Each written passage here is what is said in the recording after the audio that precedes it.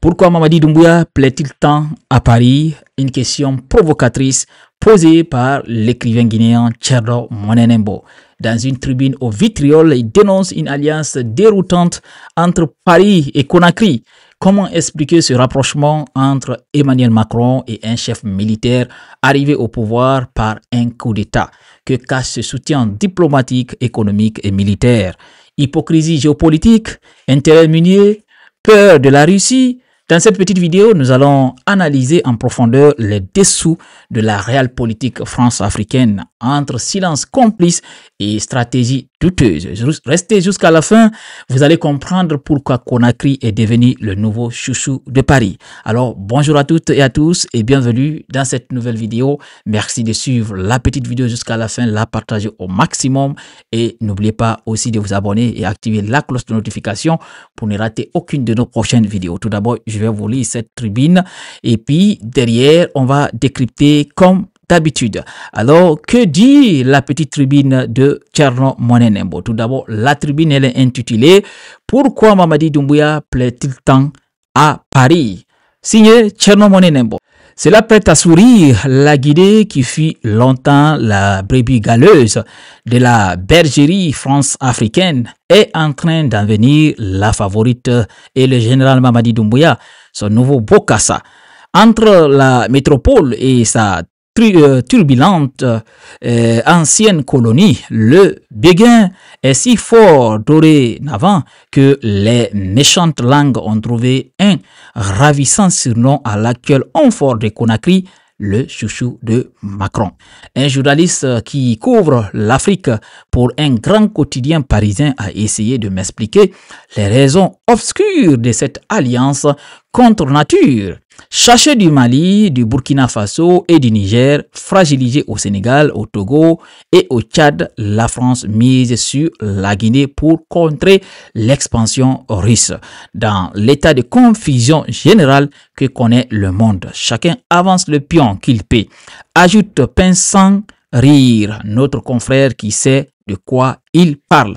Si j'ai bien compris, c'est sur Mamadi Doumbouya, ce général autoproclamé, cet ancien caporal-chef de la Légion étrangère, que les génies du Quai d'Orsay misent pour protéger le précaré français des viciés de Vladimir Poutine et tenté en désespoir de cause de garder un pied en Afrique. Si c'est vrai, alors c'est sûrement cela la géopolitique de haut vol. Mamadi Doumbouya, pour faire barrage à Poutine, autant arrêter les eaux de la Volga avec ses mains. Mais bon, il arrive que la diplomatie, cette police en grand costume, pour reprendre le fameux mot de Napoléon, sorte du sérieux pour danser le quadrille. J'ai dit quadrille parce que ce mot dégage un air de légèreté qui colle bien à la situation et puisqu'en fin de compte, la confrontation franco-russe en Afrique se décline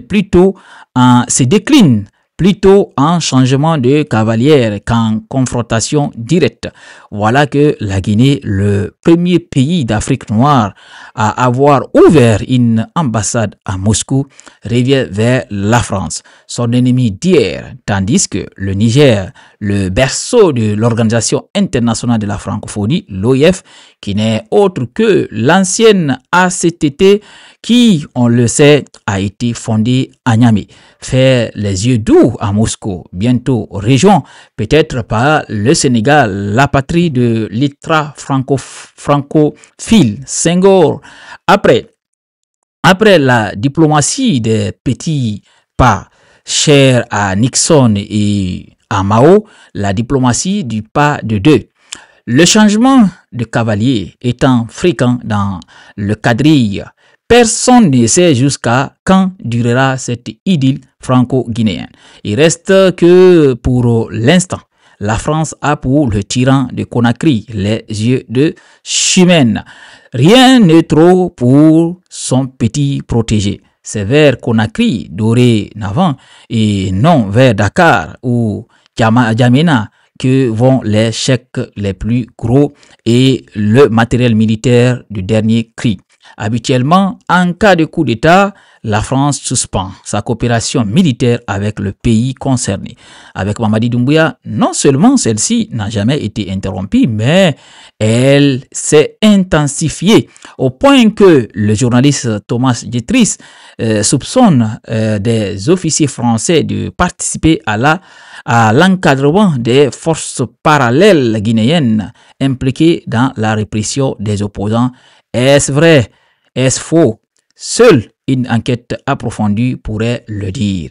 Ce qui est sûr, c'est qu'Emmanuel Macron ne semble pas beaucoup s'émouvoir des dérives dictatoriales de son poulain de Conakry.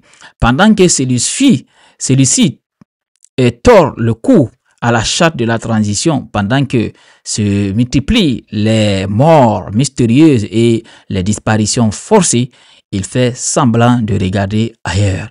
Les nombreux émissaires qu'il envoie à Conakry parlent de tout sauf de droits de l'homme. Et pour cause, ce ne sont que des banquiers, des gradés, des ingénieurs et des géopoliticiens. Ce qui les intéresse, c'est la bauxite et le diamant, certainement pas le sort de Sadoni Maga, de Habib Marwan Kamara, de Fonike Mangue et de Biloba, disparus depuis plus d'un an et dont on ne sait toujours rien. Vivent-ils encore ou ont-ils déjà succombé à la torture? Seul Mamadi Doumbouya pourrait le dire. La France entretient avec l'Afrique des relations politiques, culturelles et humaines fortes malgré les vicissitudes de l'histoire, malgré les aléas de la diplomatie. Qu'elle veille les maintenir, rien de plus normal et même rien de plus souhaitable. Est-elle pour autant obligée de dérouler le tapis rouge à ces tyrans? Signé Tcherno Monenembo. Alors maintenant la famille, vous avez écouté la tribune de l'écrivain guinéen Tcherno Monenembo. Et maintenant, qu'est-ce qu'on va faire? Comme d'habitude, on va passer au décryptage afin de comprendre le contenu très bien, les choses en tout cas qui sont vraiment intéressantes dites dans la petite tribune. Alors, Tcherno Monenembo, figure littéraire majeure et chroniqueur engagé, signe ici une tribune ironique et décapante. Le ton est volontairement moqueur, presque théâtral, pour dénoncer un basculement diplomatique dérangeant, alors la réhabilitation par la France d'un régime issu d'un coup d'État, celui du général Mamadi Doumbouya. Dès les premières lignes, l'auteur trace une analogie entre l'ancienne image de la Guinée, brebis galeuse de la France-Afrique, et sa soudaine promotion au rang de favorite de Paris, où Doumbouya serait devenu un nouveau Bokassa, ou plus subtilement le chouchou de Macron. Alors cette figure de style pose immédiatement le décor d'une relation qui interroge, voire choque. Alors la France en perte de terrain, alors cherche un nouveau pion en Afrique de l'Ouest. Alors, dans une lecture géopolitique lucide, Tcherno Monenembo évoque une France acculée, expulsée du Mali, du Burkina Faso, marginalisée aux côtés du Niger, alors fragilisée ailleurs. Dans ce vide stratégique, Conakry apparaît comme un point d'ancrage inespéré, alors pour contenir l'expansion russe sur le continent. Mais pour l'auteur, ce choix est absurde et pathétique. Confie à un ancien caporal de la Légion étrangère devenu chef d'État par la force. Le rôle de rempart contre Moscou serait une farce.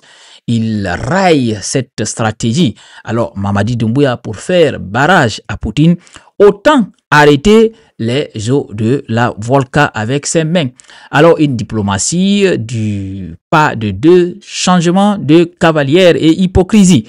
Alors, la tribune met en lumière l'instabilité des alliances africaines, tandis que le Niger, jadis besoin de la francophonie, regarde vers la Russie.